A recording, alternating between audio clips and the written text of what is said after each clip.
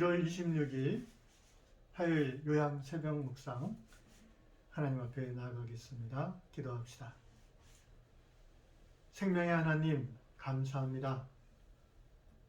어젯밤에도 따뜻한 잠자리를 주시고 이 아침에 눈을 뜰 수 있는 힘을 주시며 하나님의 말씀 앞에 겸손한 마음으로 무릎 꿇고 들을 수 있게 해주심을 감사합니다.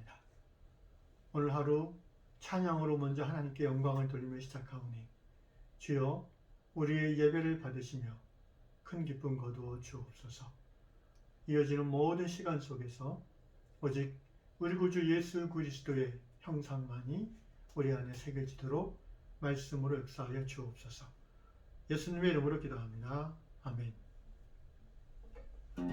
찬송가 449장 예수 따라가며 복음 순종하며 예수 따라가며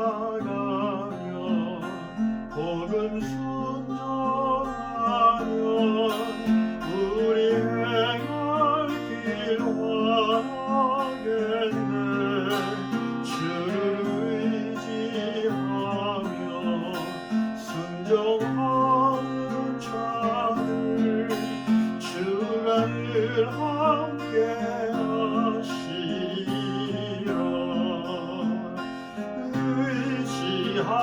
의지하고 순종하는 길 예수 안에 즐겁고 복된 길이로다.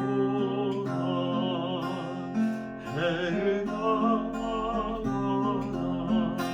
우리 고생할 때 주가 위로해 주시겠네. 주를 의지하며 순종하는 자를 주가 함께해 주시리라. 의지하고 순종하는 길 예수 안에 즐겁고 복된 길이로다. 5절 주를 힘입어서 말씀 잘 배우고 주를 모시고 살아가세. 주를 의지하며 항상 순종하면 주가 사랑해 주시리라. 의지하고 순종하는 길 예수 안에 즐겁고 복된 길이로다.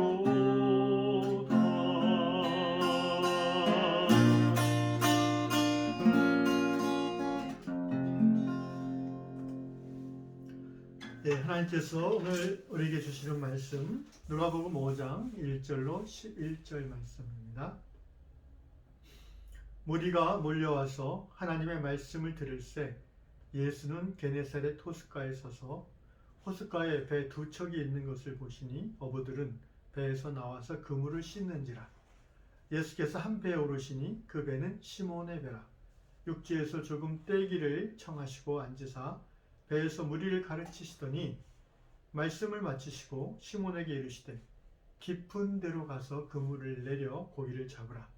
시몬이 대답하여 이르되 선생님 우리들이 밤이 새도록 수고하였으되 잡은 것이 없지만은 말씀에 의지하여 내가 그물을 내리리이다 하고 그렇게 하니 고기를 잡은 것이 심히 많아 그물이 찢어지는지라. 이에 다른 배에 있는 동무들에게 손짓하여 와서 도와달라 하니 그들이 와서 두 배의 채움에 잠기게 되었더라. 시몬 베드로가 이를 보고 예수의 무릎 아래에 엎드려 이르되 주여 나를 떠나소서 나는 죄인이로소이다 하니 이는 자기 및 자기와 함께 있는 모든 사람이 고기 잡힌 것으로 말미암아 놀라고 세베대의 아들로서 시몬의 동업자인 야고보와 요한도 놀랐음이라. 예수께서 시몬에게 이르시되 무서워하지 말라. 이제후로는 내가 사람을 취하리라 하시니 그들이 배들을 육지에 대고 모든 것을 버려두고 예수를 따르니라. 아멘. 게네사렛 호숫가, 갈릴리 호수랑 같은 말이죠.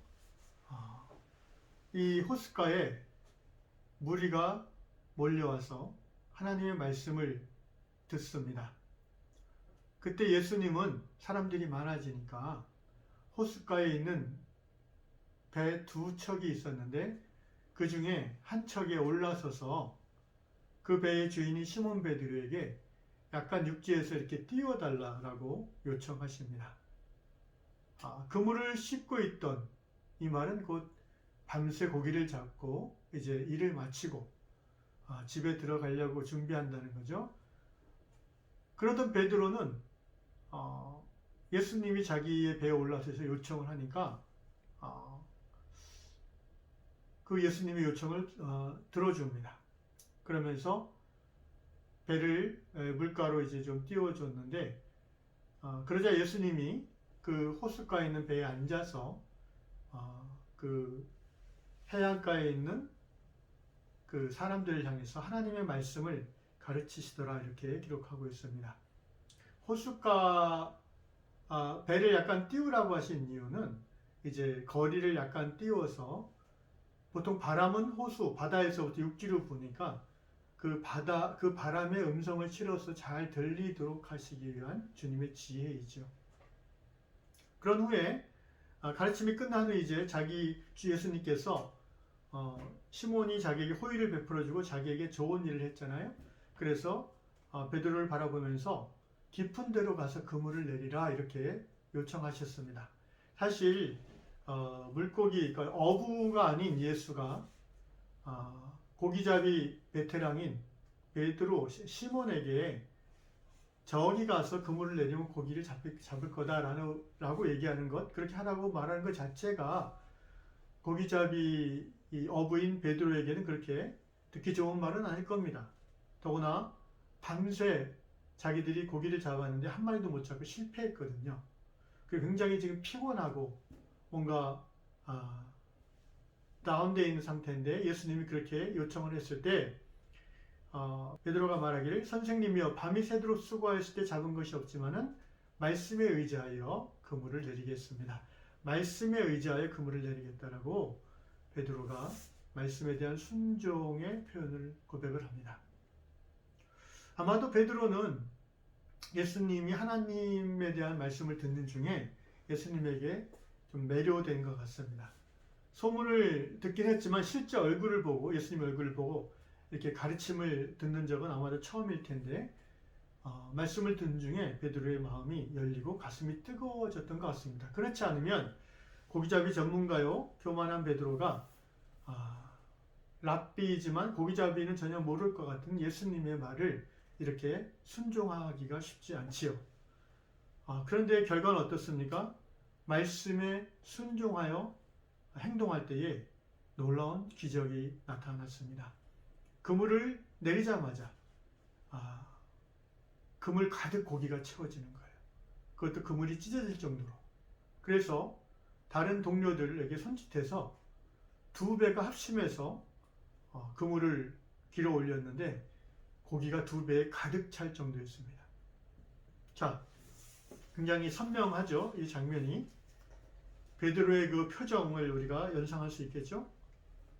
베드로가 어떤 표정을 지었을까요? 놀랍고 두렵고 경악한, 그러면서도 예수님을 바라보는 눈빛에 경외감이 서려있지 않겠습니까? 그래서 이렇게 베드로가 예수님에게 무릎 꿇고 얘기합니다. 시몬 베드로가 예수의 무릎 아래 엎드려 이르되, 주여, 나를 떠나소서, 나는 죄인이로소이다. 베드로뿐만이 아니겠죠.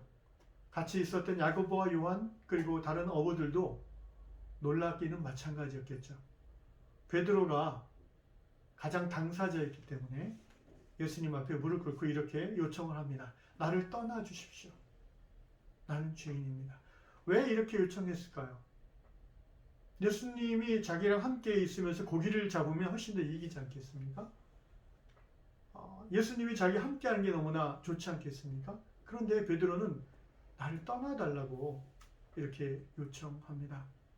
그 이유는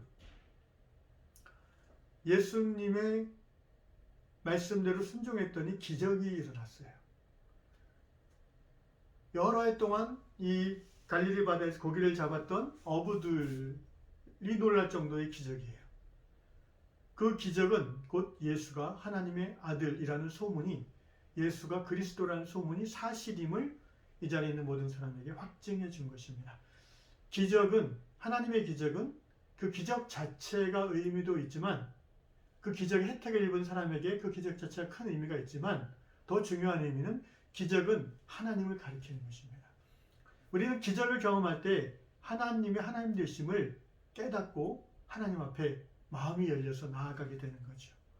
그런 의미에서 예수님 당신은 물론이고 2000년 교회 역사 속에서, 그리고 오늘날도 예수의 이름으로 병자가 낫고 기적이 일어나는 이 모든 것들은 결국 그 자체의 의미보다도 그 기적을 경험한 당사자와 그 주위 사람들에게 하나님의 하나님 되심이 드러나게 되는 것이고, 예수 앞에 무릎 꿇고 나오게 되는 것입니다.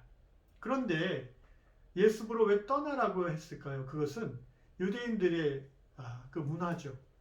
하나님의 아들, 곧 하나님이 자기 앞에 계시다는 것은 굉장히 두려운 일입니다. 왜? 자기는 죄인이니까.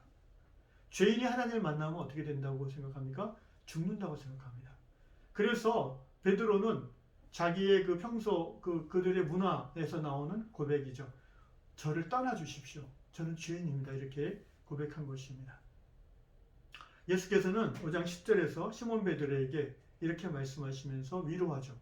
무서워하지 말라.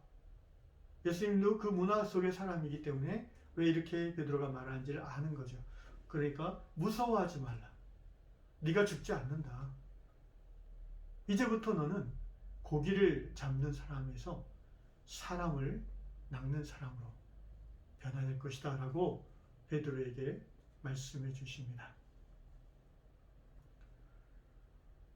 어떻게 보면 베드로는 고기를 낚았지만, 고기를 잡아올렸지만 예수님은 사람을 잡아올린 것이죠. 예수님은 여기서 12제자 중에 베드로, 야고보, 요한, 가장 사랑받는 세 제자를 낚았습니다. 자, 마지막 절에 보니까 그들이 11절에 배들을 육지에 대고 모든 것을 버려두고 예수를 따르니라.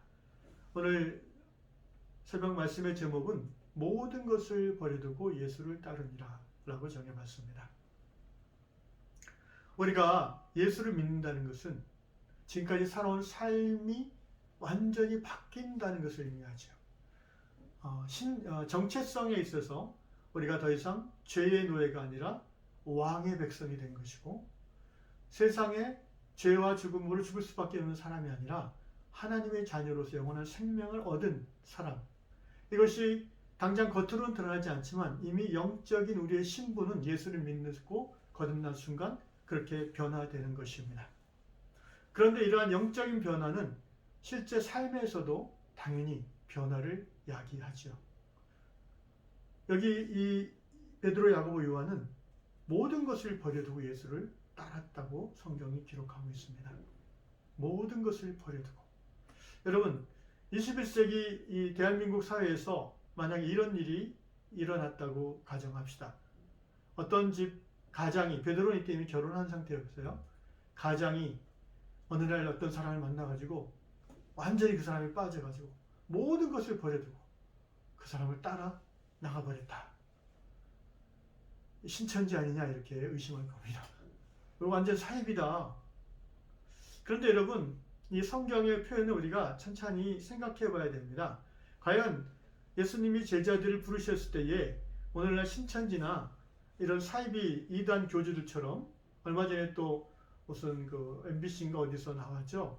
그 어린아이들을 이제 맡아가지고 목사 부부가 착취하고 뭐 이런 것들, 정말 가슴이 아프던데 그걸 보면서.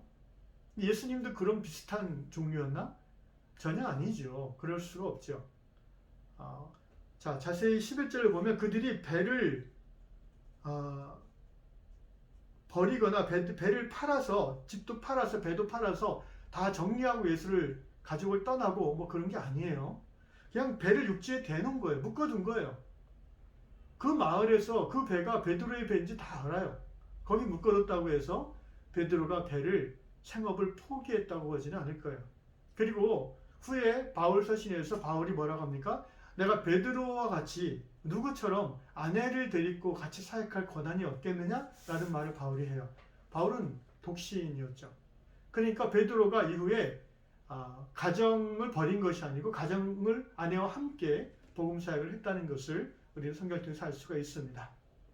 결국 우리가 생각하는 그런 사이비 이단처럼 그 교주에게 혹해가지고 비상식적이고 비정상적인 삶의 행태를 보이는 것이 아니라 다만 그 순간 다른 모든 것에 우선해서 예수를 따라 새로운 인생의 방향을 정했다는 것이죠. 가족을 버리거나 모든 재산을 다 예수에게 바친 것이 아니에요.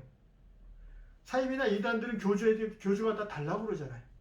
그래서 성도들은 가난한데 신도들은 교주는 땅 부자, 빌딩 부자잖아요. 예수님은 재산이 있었나요? Nothing. 아무것도 없었어요. 인자는 머리 뜰 것도 없다고 하셨어요. 그러므로 이 모든 것을 버려두고라는 이 말씀을 우리가 삐딱하게 봐서는 안 됩니다. 역으로 생각해 봅시다. 그러면 예수를 믿고 인생이 바뀌었는데 아무것도 버리지 않고 사는 게 정상일까요?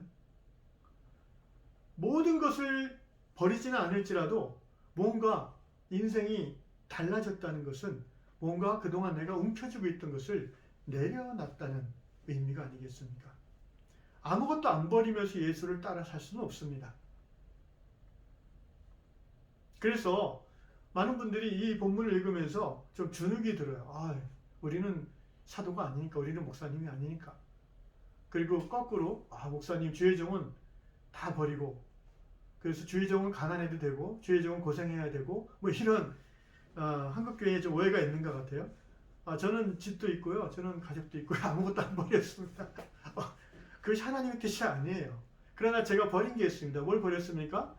예수를 알기 전에 쫓던 쾌락을 버렸고요, 방탕함을 버렸고요, 또 세상의 헛된 욕망과 명예욕을 지금도 날마다 버리고 있습니다. 예수를 믿는다는 것, 그것은 몸과 삶에 분명한 변화를 수반할 수밖에 없는 것입니다. 진정한 회심, 컨버전, 진정한 회심은요, 단순한 뉘우침과 단순한 회개에서 끝나지 않아요. 그것은 삶의 방식에 철저한 변화가 수반되어야 됩니다. 예수를 믿은 사람은요, 믿기 시작한 사람은 자기의 잘못된 어떤 습관적인 성품들 있잖아요. 쉽게 분노한다든지, 혈기를 부린다든지, 그리고 쉽게 불평하며 다른 사람을 비난한다든지, 또는 늘 어떤 사치품을 사면서 자신의 우울함을 이렇게 채워나간다든지, 이런 삶의 병적인 모습들이 예수를 믿으면 어떻게 돼요? 버리게 됩니다. 왜? 그렇게 하지 않아도 내 영혼이 예수님으로 말미암아 만족을 느낄 수 있기 때문입니다. 바라기는 이 아침에 우리 이 말씀을 듣는 모든 성도들, 나는 오늘 예수를 믿는 즐거움 가운데 또 무엇을 버리고 내려놓을 수 있을까? 하나님 앞에 기도하시기를 주의 이름으로 축원합니다. 기도하겠습니다. 우리의 생명이 되시는 주 예수님, 오늘도 하루를 시작하면서 예수님이 2000년 전 베드로, 야고보, 요한을 불렀던 그 장면으로 우리를 초대해 주셔서 감사합니다. 베드로, 야고보, 요한은 예수님이 하나님의 아들이요 그리스도인 것을 깊은 경악 속에서, 놀람 속에서 깨달았고, 그리고 무릎 꿇었고, 그리고 즉시로 모든 것을 버리고 예수를 따랐다고 했습니다. 주님, 우리는 예수님을 이전에 믿었고 그리고 지금도 믿습니다. 그렇기 때문에 날마다 예수를 믿고 따라가는 삶에서 우리가 내려놓아야 되고 버려야 될 것이 있는 줄 압니다. 오늘 내가 예수를 믿고 따르는 중에 버려야 될 것을 깨닫게 해주시고, 나의 삶이 더욱더 예수로 말미암아 즐거운 삶, 행복한 삶 될 수 있도록 성령님 인도하여 주옵소서. 감사합니다. 예수님의 이름으로 기도합니다. 아멘. 주기도문으로 마칩니다. 하늘에 계신 우리 아버지, 아버지의 이름을 거룩하게 하시며 아버지의 나라가 오게 하시며 아버지의 뜻이 하늘에서와 같이 땅에서도 이루어지게 하소서. 오늘 우리에게 일용할 양식을 주시고 우리가 우리에게 잘못한 사람을 용서해 준 것 같이 우리 죄를 용서해 주시고 우리를 시험에 빠지지 않게 하시고 악에서 구하소서. 나라와 권능과 영광이 영원히 아버지의 것입니다. 아멘.